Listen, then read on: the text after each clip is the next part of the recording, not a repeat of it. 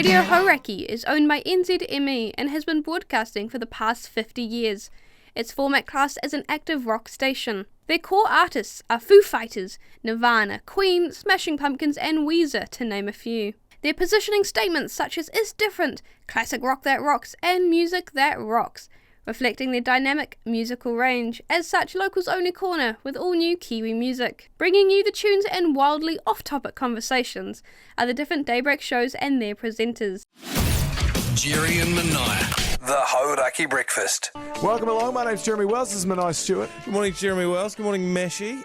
Morning boys, how are we? Morning start 6 to 9 with Jeremy Wells and Manai Stewart. It's Muse on Hauraki. How you doing? Angelina here. Followed by Angelina Gray from 9 to 2. Cruising in Nexus afternoons 2 to 4 with Greg Pebble. Oh, that was shocking. Welcome to It isn't possible to tell a story. with Jason Hoyt, Mike Minogue and Keezy. Wrapping up the day with the afternoon drive is The Big Show. Jason Hoyt, Mike Minogue and Keezy 4 to 7. Somehow turning beer chat into award-winning radio. A standard Hauraki show clock is broken up by news at the top and half of the hour, followed by traffic and weather, often popping in a pre-recorded show snippet and an ad break. Now, of course, all these shows wouldn't be possible without sponsorship. Beer salads hold a big market in advertising. Shows currently sponsored by Export Ultra, along with Tui, Spates and Pals, with specific promotions such as Beer and Pie July, where Hauraki teamed up with Max and Dad's Pies. Other sponsorships include Bunnings, Dulux and Barker's, really catering to that 30 to 49-year-old male demographic. The listeners in which Hauraki are classed as are smart and fun, always up for a good time. They know what they like, and that's music that rocks. They like their beer cold, their kids happy, their jobs fun, and their TVs large. That friendly guy that helps you back up the boat to that ramp one time? He's a Hauraki listener. He's a good guy. Now, of course, Hauraki and NZME wouldn't be complete without competition from opposing company MediaWorks. They serve up a similar show, aptly named The Rock. This is also an active rock station that tends to play the same core artist, such as Shihad and Foo Fighters. Their listener demographic is a bit younger though, around the 18 to 44-year-old mark. However, their listeners are described as hard-working, salt-of-the-earth types with a wicked sense of humour, which has a similar vibe to Hauraki. Another difference is that their programming has one extra show, with a 7 p.m. to 12 a.m. rock night, meaning they're able to cover more times to potentially gather more listeners.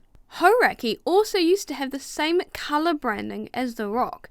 Coincidence much? Hauraki's target base is 30 to 49. In their previous survey, the strongest listening segment is actually 10 to 24, but in their latest survey, they've lost most of that demographic. Overall, their target age group has stayed loyal to the station, with minor changes. Looking at The Rock, their target audience is 25 to 44. They have had minor gains and losses. Interestingly, the 18 to 39 audience was substantially their biggest growth. Simply put, both stations have strong listenership outside their target demographic. However, Hauraki have lost interest and The Rock are gaining in this younger audience. Why this is happening, it's honestly not clear.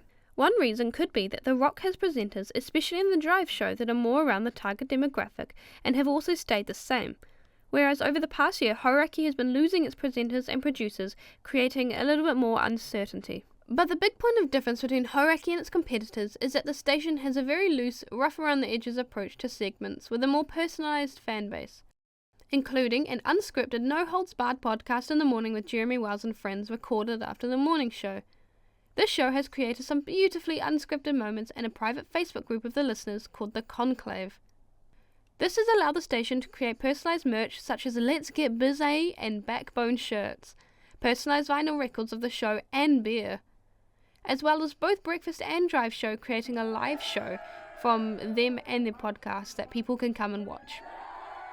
This has meant that a lot of content is really catered to what the audience want, as they are having direct input and communication with hosts and producers via the Facebook group.